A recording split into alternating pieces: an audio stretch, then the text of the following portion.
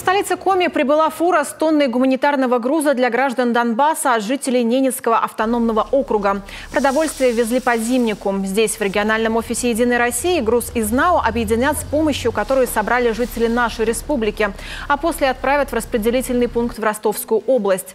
Это будет уже 4-я по счету машина с гуманитарным грузом.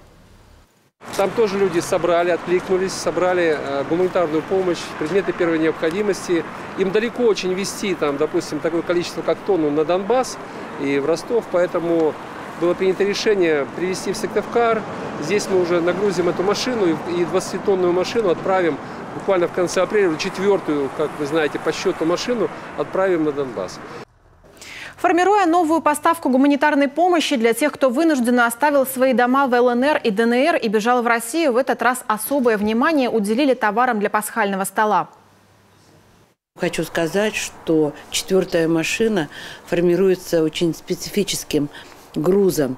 К нам обратились в связи с тем, что через некоторое время будем отмечать Пасху жители, с тем, чтобы мы отправили дрожжи, муку, для того, чтобы испечь традиционные куличи пасхальные.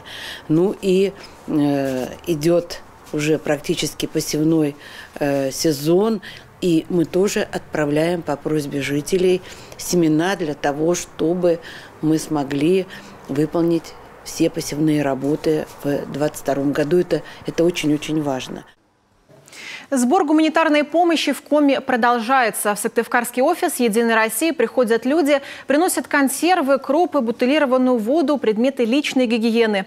Оказать поддержку тем, кто остался в беде, по-прежнему можно и финансово. Перечислить деньги на специальные счета, созданные для помощи жителям ДНР и ЛНР.